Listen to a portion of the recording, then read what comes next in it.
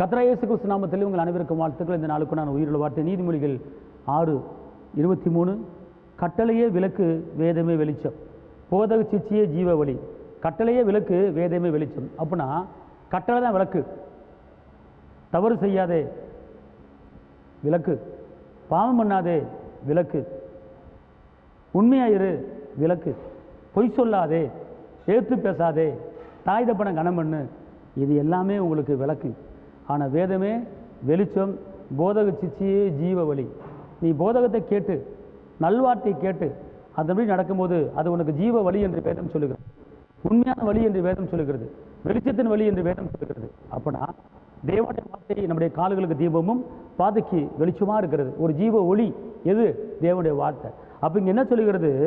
கட்டளையே விளக்கு வேதமே வெளிச்சம். அப்படின்னா இந்த பைபிள் தான் வெளிச்சம், இந்த பைபிள் தான் ஜீவ வழி.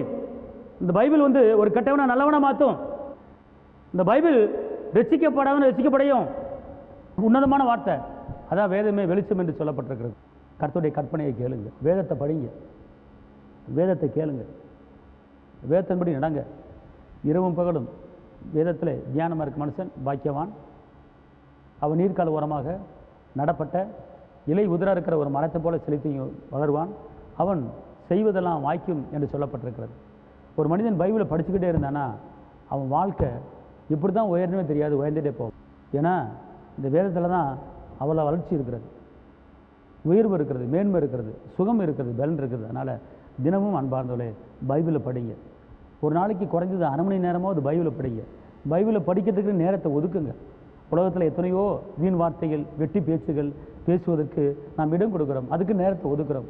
ஆனால் அதனால் நம்மளுக்கு ஒரு பிரயோஜனமும் கிடையாது, அது நம்ம வாழ்வுக்கு வழி கிடையாது. ஆனால் வேதத்தை படித்து பாருங்கள், பைபிளை படித்து பாருங்கள், உங்கள் வாழ்வுக்கு வழி, உங்கள் வழி அது ஜீவ வழியாக மாறுகிறது. தப்பான வழி கிடையாது. கெட்ட வழியில் போனாலும் நீங்கள் பைபிளை படிக்கும்போது கர்த்தர் கெட்ட வழியிலிருந்து வேறு வழிக்கு மாற்றி விடுவார், ஜீவ வழிக்கு மாற்றி விடுவார். அதான் தேவனுடைய வசனம் காலுகளுக்கு தீபம், பாதைக்கு வெளிச்சம். அதே போல் நீங்கள் அடிக்கடி பைபிளை படிங்க, வசனத்தை தியானம் பண்ணுங்கள், பெரிய மாற்றத்தை பார்ப்பீங்க. உங்களுக்காக ஜெபிக்கிறேன். தகப்பனை இயேசுவே, நன்றி உள்ளத்தோடு துதிக்கிறேன், ஸ்தோத்திரிக்கிறேன். உன்னதரைமை துதிக்கிறேன், உயர்ந்தவரைமை துதிக்கிறேன், அற்புதரைமை துதிக்கிறேன். வேதமே வெளிச்சம் தாப்பனே.